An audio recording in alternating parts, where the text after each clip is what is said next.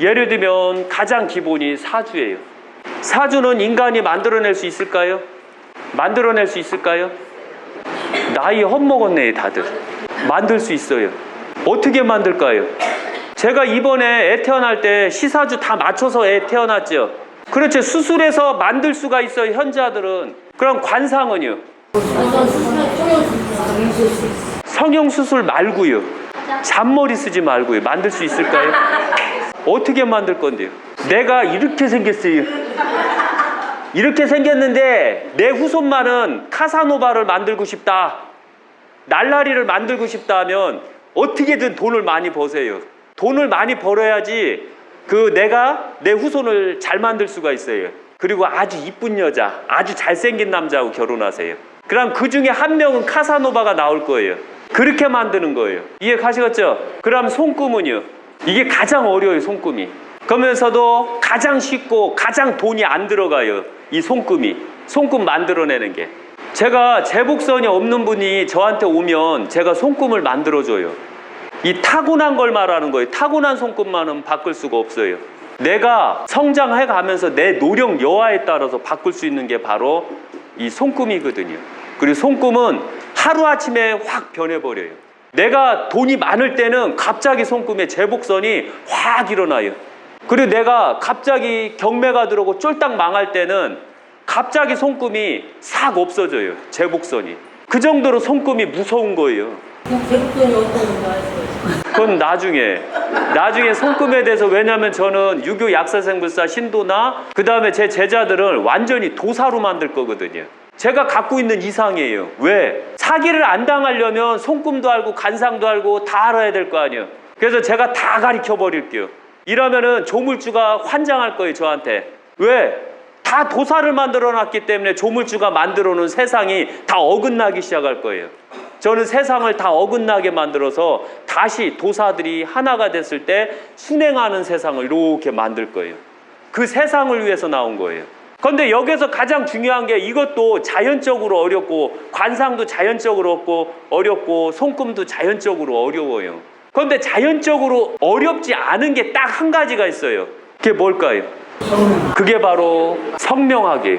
성명학은 바꾸기가 가장 쉬우면서도 사기꾼이 가장 많은 게 성명학이에요. 인터넷에서 하는 게 다 사기꾼들이에요. 그 다음에 우리나라 성명학 학자 99%가 다 사기꾼들이에요. 믿지 마세요 지금부터. 왠 줄 아세요? 성명학을 하려면은 오직 딱 한 사람이 지금 현재 한 사람밖에 없어요. 저밖에 없어요. 저 자랑하려고 하는 거 아니에요. 성명학을 하려면 여기서 구한문을 할 줄 아는 자야 돼요. 구한문을 모르면 성명학을 해서는 안 돼요.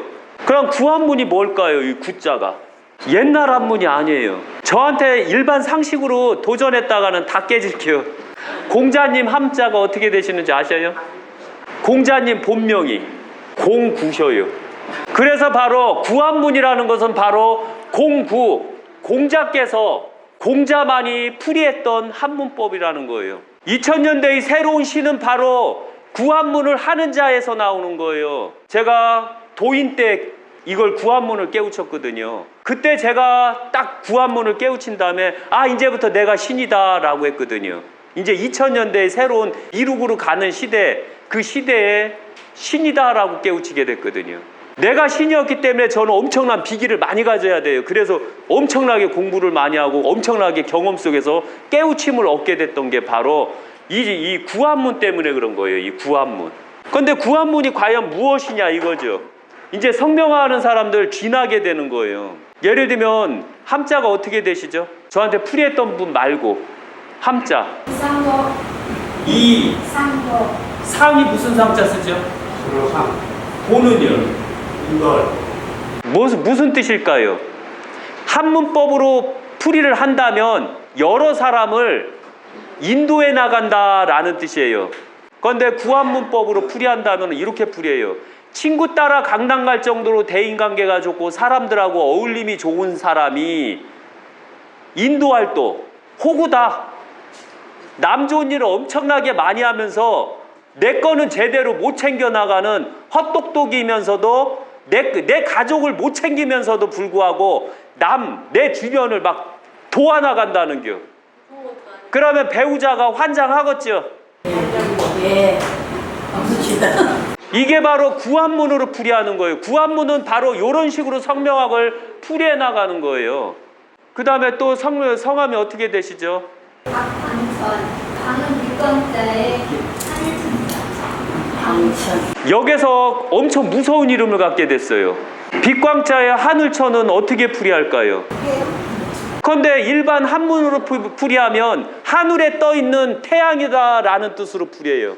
그런데 저는 그렇게 풀이하지 않아요. 구한문은 얘기가 달라요. 당당하고 웅장하고 대범한 하늘이, 임금이, 황제가 어둠 속 돼지 생갈 빛으로 승화를 시킬 정도로 엄청나게 생각이 많다라고 풀이해요. 그런데 여기서 가장 문제가 뭐냐면 이름이 너무 커요. 그럼 이 사람이 과연 이 이름을 쓸 수 있는 능력을 가졌냐 없냐를 봐야 돼요. 그러면은 뭐로 봐야 될까요? 이 사람이 쓸 수 있는 능력, 이 큰 이름을 쓸 수 있는 능력을 어떻게 확인해야 될까요? 가장 기본이 사주예요. 또 뭐가 필요할까요?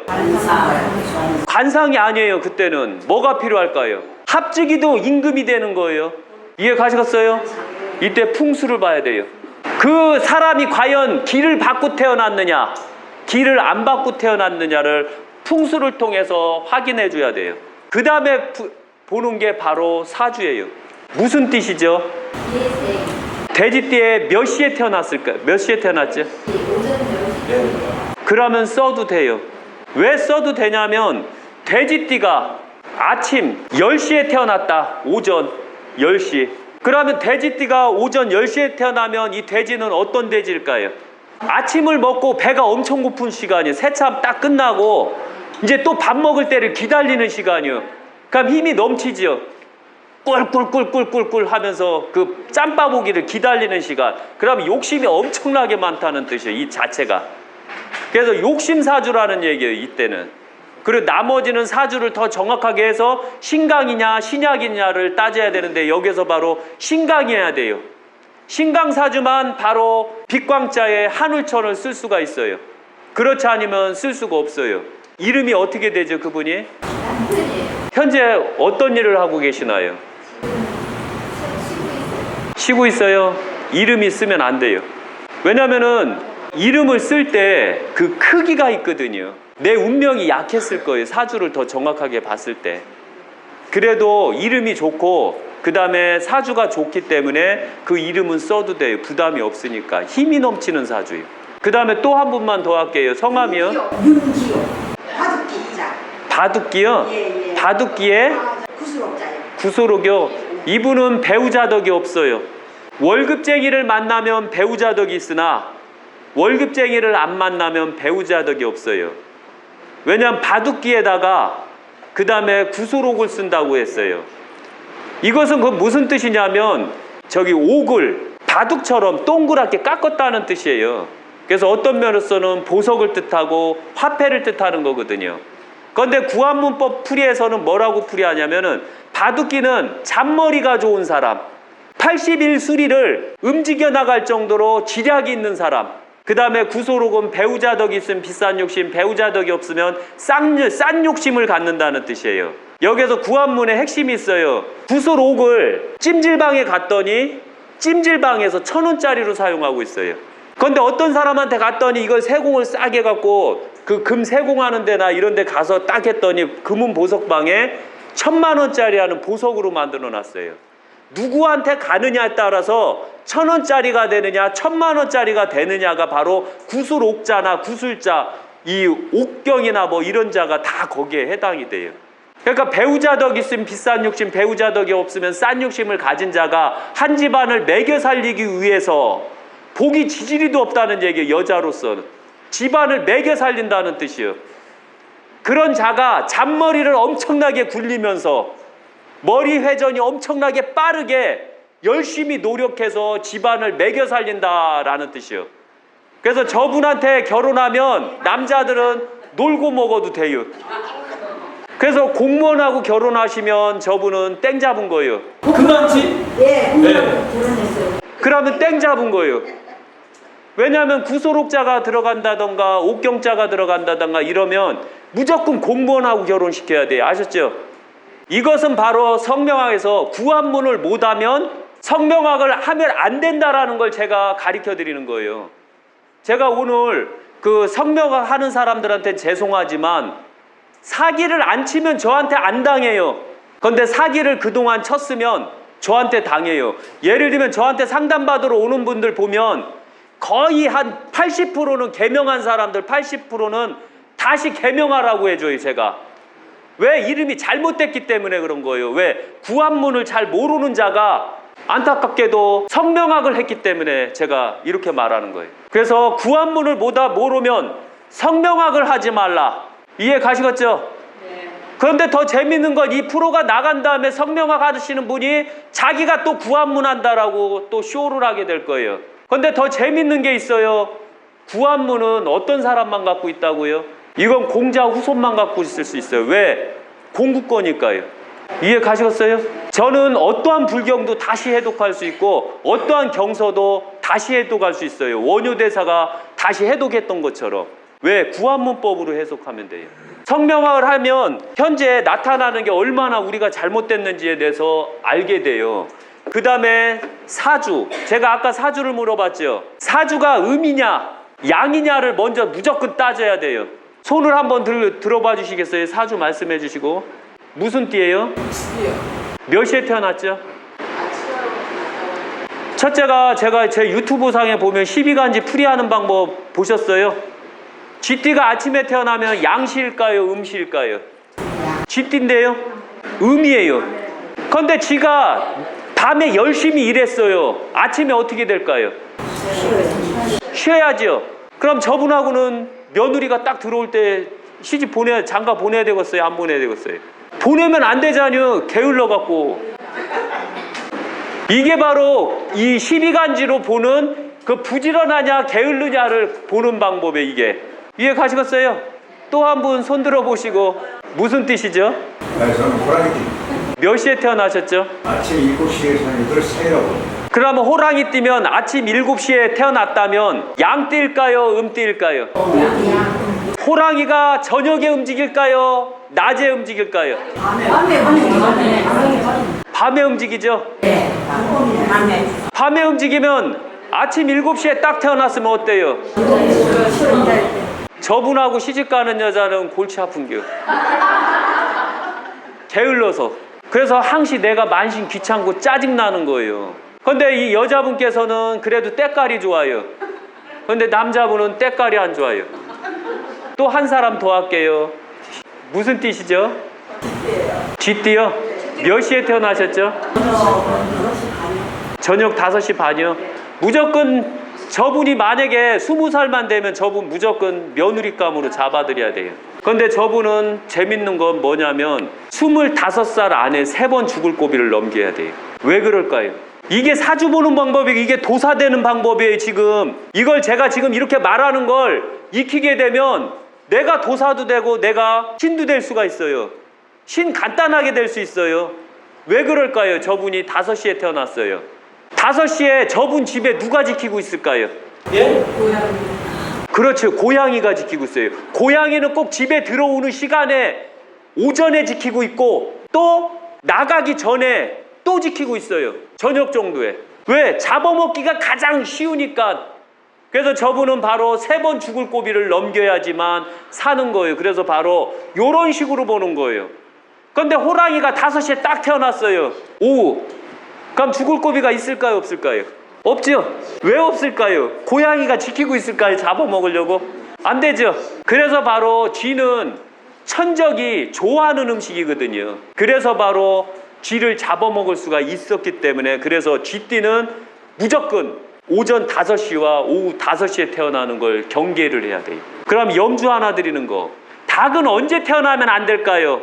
총 5번 있어요. 아니 6번. 6개를 다 맞춰보세요. 닭이 오는 시간 2시. 시끄러워서 잡아먹나요? 닭을?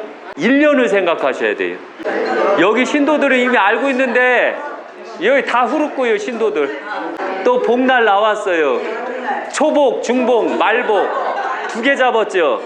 그 다음에 나머지 명절이요? 또 제사, 예. 닭띠는 무조건 초복, 중복, 말복, 제사, 추석, 설날.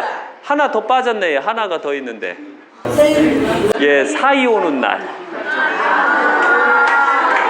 사이 오는 날 절대로 태어나면 안 돼요. 그리고 애가 태어날 때, 닭띠가 태어날 때 사이가 올 때 못 오게 해야 돼요. 애가 태어난 다음에 사이가 못 오게 해야 돼요. 언제까지? 100일까지. 아니 사이 안 봐도 될 거 아니에요. 내 새끼 살리는데. 안 그래요?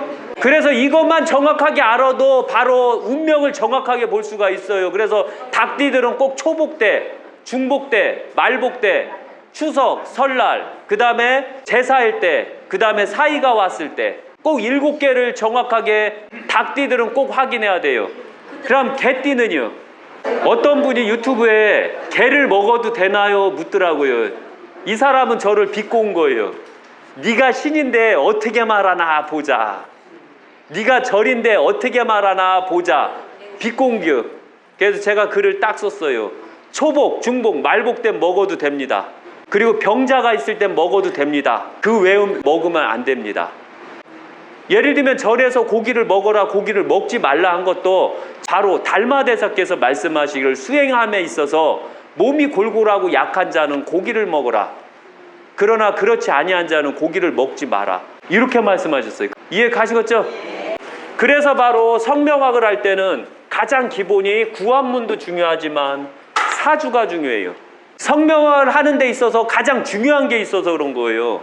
제가 만약 그 애를 이름을 진다고 저한테 전화를 오잖아요. 그럼 제가 가장 먼저 뭐라고 하냐면 애 정면 사진, 옆면 사진하고 손을 이렇게 들어서 이 손금, 이 가운데 손금이 있어요.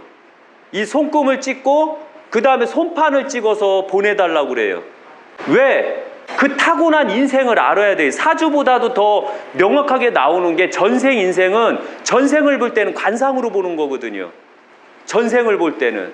그때 바로 관상하고 손금이 필요해요. 그런데 이때 중요한 게 뭐냐면 사주가 끝나면 그 다음에 관상이 필요해요. 이름을 지으는데 왜 관상이 필요할까요? 아까 빛광자에 하늘천을 쓰신 그 자제분이 깃볼이 있나요? 그 다음에 코가 둥그름한가요? 둥그래요? 그러면 써도 돼요. 왜냐면은 제왕은 깃볼이 있어야 돼요. 코가 둥글할 정도로 고지식해야 돼요. 또 개념이 없어야 돼요. 제왕이 개념을 가지면 안 돼요. 제왕이 개념이 있으면 자기가 바쁜 사람, 제왕이 개념이 없으면 주변이 바쁜 사람으로 봐야 돼요. 대통령감이 딱 나오면 저 같은 경우는 저 사람이 바쁜 사람, 이 사람이 바쁜 사람 이렇게 나와요. 그래서 바로 관상을 봐야 돼요. 깃볼이 얼마나 중요한지에 대해서 아셔야 돼요. 부처님기처럼 이렇게 된 사람이 있고 이제 이렇게 된 사람이 있어요. 일명 칼기라고 하죠. 그래서 이렇게 된 사람, 깃볼이 있는 사람은 게을러요. 살이 찐 사람에 한해서. 살이 찌고 깃볼이 있으면 게으른 거예요. 그런데 깃볼이 있는 사람은 대인관계가 좋아요. 인덕이 있고. 왜 인덕이 있고 대인관계가 왜 좋을까요? 깃볼이 있는 사람. 게으르니까 답답해서 도와주는 게. 아시겠어요? 깃볼이 있는 사람은 움직여도 막 숨이 콱콱 막힐 정도로 답답해요. 그런데 관상을 제대로 보면 그걸 이해를 해요. 깃볼이 있는 사람이 게을를까요? 깃볼이 없는 사람이 게을를까요? 그리고 깃볼은 생각을 뜻하는 거예요. 생각이 게을르구나. 그런데 빼짝 말랐어요. 그럼 어떻게 설명해야 될까요? 육신은 부지런하구나. 이해 가시겠죠? 이거는 제가 이거 비기나 마찬가지예요. 이렇게 되면 다 읽어낼 수가 있는 거예요. 그런데 말랐으면서도 깃볼이 없는 사람은 어떤 사람일까요? 이제 여기 웃는 사람들이 있을 거예요. 괜히 웃지 말아요. 안 말라놓고서 마른 것처럼 하지 마세요. 깃볼이 없는 사람은 옳고 그름이 명확해요. 안 입고 더러운 걸 천성적으로 못 봐요. 그리고 매사에 흑백 논리를 명확하게 따져나가요. 신경성이요. 그리고 남을 먼저 생각해요. 내가 이걸 부탁하면 저 사람이 힘들겠지 해갖고 부탁을 안 해요. 깃볼이 없는 사람들은 잘. 이해 가시겠어요? 그리고 빼짝 말랐으면 어떻게 됐을까요? 너무 예민하겠죠. 바로 요렇게 이래서 내가 이랬구나 라는 걸 정확하게 아는 거예요. 왜냐면은 이렇게 도법을 듣고 어디 가서 교육을 받고 강의를 들었을 때 가장 기본적인 게 뭐냐면 TV에서 보면 강요적인 지식을 가리키고 있어요. 그런데 제가 가리키는 것은 강요적 지식이 아니라 제가 깨우친 것을 그대로 말을 하는 거예요. 여기에서 저는 제 스스로가 깨우쳤기 때문에, 스승 없이 깨우쳤기 때문에, 스승 없이 깨우친 자는 변수가 많다는 거 잊지 마세요. 변수가 많다는 것은 그만치 깨우침의 도가 높다는 뜻이에요. 어떤 것도 다 대처를 할 수 있어요. 이분께서는 깃볼이 있는데 나는 안 게을른데요 라고 말씀했어요. 그런데 이분께서 깃볼이 있을까요, 없을까요? 깃볼이 있나요? 쬐금 있는 건 없는겨. 제가 말한 깃볼은 쭉 늘어지고 두툼하고 그 옆에 있는 분처럼은 있어야지요. 그러니까 바로 저 정도는 돼야 되는데 깃볼 쬐그맣게 갖고 있어 놓고서 나도 이슈 하면 안 돼요. 예, 이쪽은 조금 있네요. 예. 그래서 바로 얇냐 두껍냐로, 뚱뚱하냐 빼짝 말랐느냐로 보는 거예요. 먼저 기를 확인한 다음에, 그러면 이 기를 갖게 되면 집착적 스트레스가 강해서 내가 바로 잘못하면 미저리가 되는 겨. 그게 해결이 안 되면 잠을 못 자요. 이해 가셨죠? 깃볼 없는 분들 해결 안 되면 잠 못 자죠? 아세요? 계속 생각날 거 아니에요. 그 다음에 손금이요. 가장 정확하게 보는 거예요. 애들을 볼 때는 귀를 다 본 다음에 그 다음에 이제 코를 봐요. 코가 동그라냐 안 그러면 날카롭냐로 봐야 돼요. 이렇게 날카롭냐. 코가 동그라냐 코끝이 날카롭냐로 봐야 돼요. 제 코는 날카로워요. 그죠? 어떤 면에서는 잘생긴 코처럼 보이죠. 그런데 이런 코가 재수가 드럽게 없는 코예요.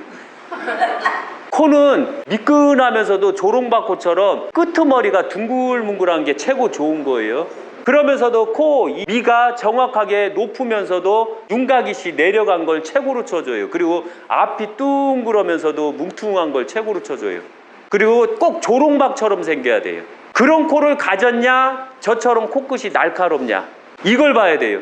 그런데 저처럼 코끝이 날카로운 자는 속 시원해요. 뭐 말할 때도 두리뭉글 안 해요. 콱콱콱 찔러버려요. 전공을 팍팍팍 찔러요. 그런데 코끝이 두리뭉글한 사람들은 공통점이 두리뭉글 가요. 이것도 아니고 저것도 아니고 이렇게 가는 거예요. 뚜렷한 목표의식이 없다는 얘기예요. 그런데 코끝이 날카로운 사람들은 항시 명확하고 뚜렷한 잣대를 대버려요. 자존심이 하늘을 찌르요. 그런데 코끝이 둥그리뭉글한 사람들은 고집이 세요. 그런데 우리가 어렸을 때 코끝이 날카로운 사람들은 어렸을 때 공통점이 뭔지 알아요? 제 똥꼬집 가졌다고. 걔 똥꼬집이 아니요. 걔 자존심이지. 그래서 자존심 건들면 이판사판 다 끝장내버려요. 이 코끝이 날카로운 사람들은. 그 다음에 애가 딱 태어났을 때 그 다음에 확인해야 되는 게 애기 이름 질 때요. 콧구멍이요.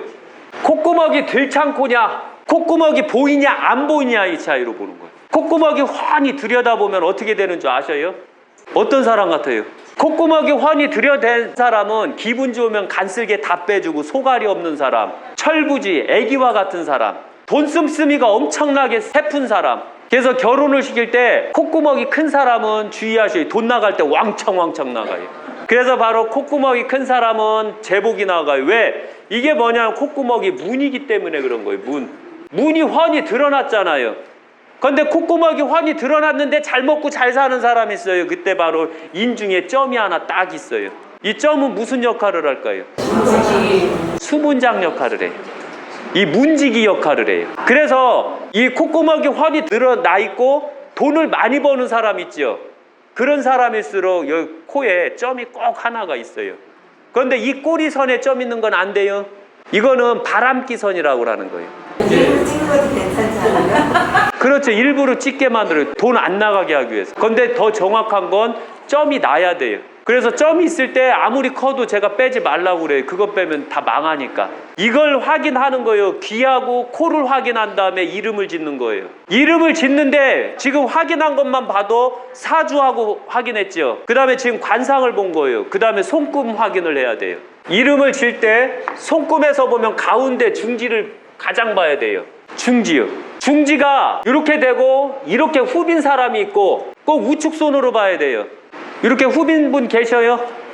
잘 가다가 그 다음에 끼달에서 이게 이렇게 넓은 사람 나란하게 넓으신 분은 대인관계가 좋은 사람이에요. 하늘과 땅의 이치를 잘 맞춰서 사람과 사람을 잘 맞춰 나간다는 뜻이에요.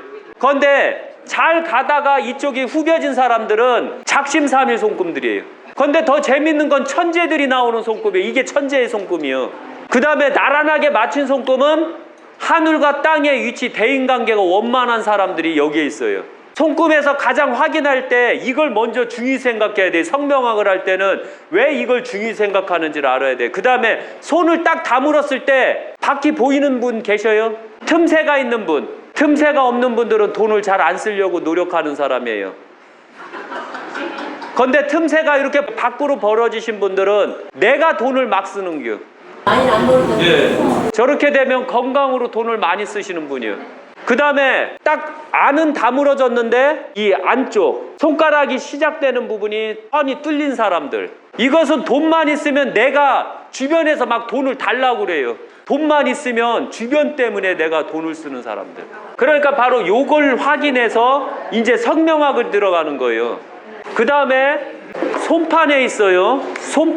손판이 있고 이렇게 판이 있죠. 제가 그림을 잘 못 그려요. 이렇게 돼 있어요. 가장 기본이 뭐냐면 이름을 질 때 생명선하고 감정선이 있어요. 이렇게. 그리고 두뇌선이 있어요. 두 개지를 갖고 있어야 돼. 이 두 가지. 그 다음에 여기서 이중성격이 중지로 가고 있어요. 이 가운데 손금이 있어야 돼요. 꼭. 있는 상태면 나는 이중성격이구나, 나는 이중성격이 아니구나, 이걸 확인하는 거예요. 이름을 하나 짓는데. 그래서 두 가지가 이 생명 손금하고 두뇌선하고 또 하나가 중지로 올라가는 선이 있으면 나는 이중성격이구나, 나는 대인관계를 원만히 하는구나라는 것을 확인을 해야 돼요. 이게 확인이 되면 이름을 이제 짓는 이 틀이 딱 만들어진 거예요. 그리고서 이제 이름을 져야죠. 이걸 기억 잘 하셔야 돼요. 지금 이걸 하는 것은 이 점쟁이를 만들려고 하는 게 아니에요. 이건 점쟁이하고 틀려요. 이건 엄연히 통계적으로 다 나온 내용이고, 그 다음에 이미 공자께서도 이걸 다 이미 깨우친 내용이에요. 공자가 사람을 기가 막히게 봤거든요.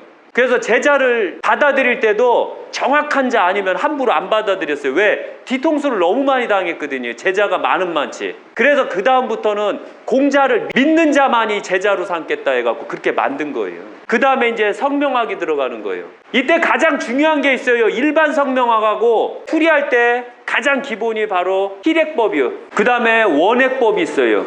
여기에서 골치 아픈 일이 생겼어요. 그래서 저도 이름을 질 때 제가 저한테 진 이름이 딴 사람한테 가면 딴 사람이 그걸 또 풀이하고 잘못했다라고 할까봐 일부러 원액법과 필액법을 하나가 되는 것만 쓰고 있어요. 어쩔 수 없이. 원액법이 뭐고 필액법이 뭘까요? 이거에 대해서 아셔요? 원액법을 보면 가장 기본이 물수예요. 물수를 쓴다면 하나, 둘, 셋, 넷, 4획이거든요. 그런데 삼수변으로 썼을 때는 3획이에요. 그런데 성명화할 때 삼수변도 수기 때문에 4획으로 쳐주는 게 바로 원액법이에요. 그런데 필액법은 이걸 찍은 거를 중심으로 한 번, 두 번, 세 번 찍었기 때문에 이건 3획이에요.